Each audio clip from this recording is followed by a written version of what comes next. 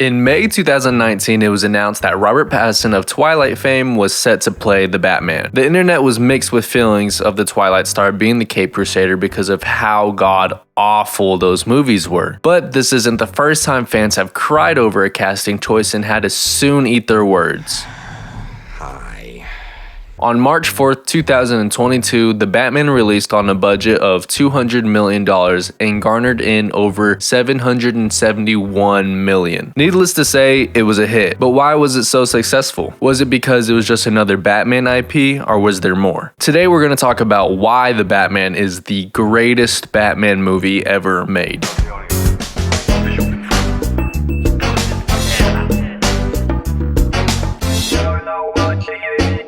I remember going into the theater knowing nothing. When I watch movies, I only watch the first trailer and that's all I know. So I knew Robert was the Batman, I knew the Penguin and the Catwoman were in it, and I knew the Riddler was the main villain. But I didn't know who played the Riddler or Penguin. I went in completely blind, expecting nothing. Right as the first monologue started and they were showing Gotham, I started to get drawn in. As the Batman explains, when that light hits the sky, it's not just a call, it's a warning. They think I'm hiding in the shadows, but I am the shadows. I looked straight at my cousin and said, dude, this is the Batman. This is the Batman from the comics. This is my Batman. I knew automatically from that monologue that I was gonna love it instantly. This Batman is a real detective. He's not perfect due to it only being his second year. Shoot, he doesn't even have the finesse of gliding down.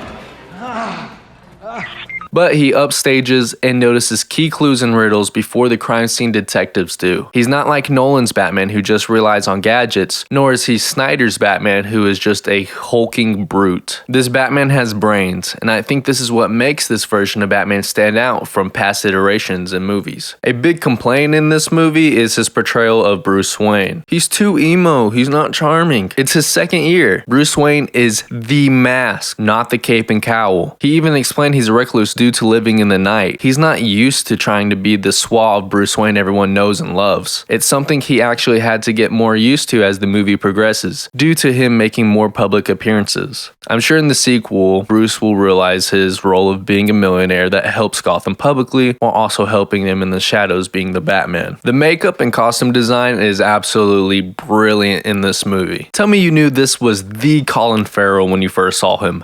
Go ahead. Lie. The Riddler costume is great. It wasn't as goofy as it is in the comics. It looks like something you could easily put together in a thrift store. If this was the real world, I guarantee you someone who uses riddles is dressing up like this over a goofy suit and a cane. The Riddler was so unintentionally funny in this movie for absolutely no reason. When it was revealed to be Paul Dano in the diner, I laughed so hard. He looked like a total nerd and I just didn't expect him to look like that. And him singing randomly while Batman confronts him was also just hilarious. Look, Pim, I know it's our job to help this guy and everything, but I think this guy's a lost cause. He's obviously made up his mind. Why don't we just cut our losses and get out of here? I know the people in the theater had to be questioning why I was laughing so hard at serial killers. Catwoman's costume design being inspired by a Dom outfit to keep it sexy but also having a cut balaclava with subtle cat ears as to not make it over the top and different from Michelle Pfeiffer's Catwoman. I do think this will be another iconic look that comic artists use and will take inspiration from when making more of a grounded Batman story. Well, let's talk about the Batman suit. I feel like this is a near perfect rendition of the suit. It's something new but fully grounded and realistic to the story the movie is telling. It has a tactical military inspired look. It doesn't look like it's a suit that's over designed or made to make him look like a bulking tank, nor does he look like he's wearing just huge hockey pads. I love the small details such as the cowl being shaped like a skull, having a neck guard, having padding in the suit, padding gloves on the knuckles. It doesn't make him look overly muscular or big. It fits his body perfectly. A slimmer, more cut Batman. I really hope if they do update the suit in the sequels, they try to keep the core elements of what makes this great. By the way, the bat symbol looks cool and I love the practical use, and him having eyeshadow when he takes off the cowl was a gold detail that you just don't see in past iterations of movies. Even the Batmobile gave me goosebumps as it powered on. It straight made me feel like a kid booting up my PlayStation 2 for the first time. The whole chase scene was shot amazingly.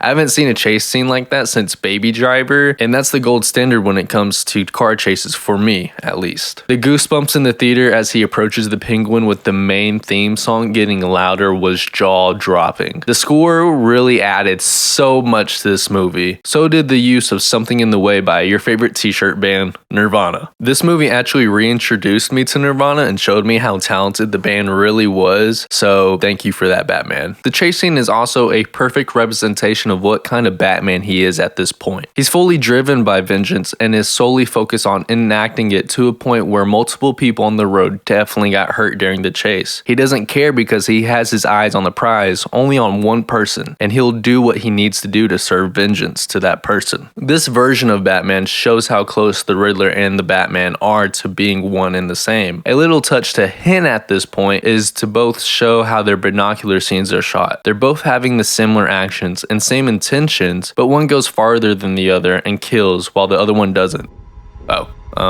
Okay, maybe they're both kills. I don't know. The Riddler dupe telling them, "I'm vengeance," truly shows that Batman may have a worse impact on Gotham than what he believed. He thought he was having a symbol of hope to the citizens and a symbol of fear to criminals, but he never expected that symbol of vengeance could create misintentions and make criminals think they're doing the same thing he's trying to do. This is an argument in comics that has been going on for years. Is the superhero really making a difference? Or are they just bringing more crazies out the shadows who are inspired or just want to challenge the hero's actions? This movie bluntly tells you the answer, and that's why the third act is so necessary. The biggest complaint of this movie is the third act, and it really draws out the movie longer than it should be. While I do agree, I also see why it's necessary for the sequels. This movie is him being vengeance. He's rarely mentioned as the Batman. Civilians fear him, and so do criminals. You can't make an impact that he wanted if everyone fears you, especially the people you're trying to make a difference for. The scene where the Batman lends his hand to the ex-mayor's son and to the new mayor being the light that leads them to safety is the most important scene and moment in this movie. It's Batman showing everyone that he's there for good and he can be the light Gotham needs. Even following that, when it shows him helping injured Gothamites to evac and she holds onto him for reassurance that everything will be okay. This is the turning point where he makes the biggest change as a character and the hero that Gotham needs. He's no longer vengeance. He's the Batman. Overall, this movie is something I've always wanted for a Batman story. No origin story, but he's still learning the ropes. Gotham City feels like a city that doesn't sleep. It's dark and gritty, and Batman's not over the top where he's a murderer. Snyder. He rides a fine line between making a difference in a good way and a bad way. But by the end, he fully understands his role and becomes better than what he has been and more than what he needs to be. Oh, plus, he's actually a detective for once. For live action movies, Keaton was my live action Batman. But after this movie, it's safe to say this is my definitive Batman, at least live action wise. Conroy will always be the GOAT. I hope you guys enjoyed this video and found it entertaining. Really excited to see who's your takes on the best live action Batman. I love it when you guys throw your opinions out there and we can have a civil discourse on it and have a nice conversation for once, because you know, not many people have that on YouTube comments. But anyway guys, my name's Comics, this is AVT, and I'm out. Peace.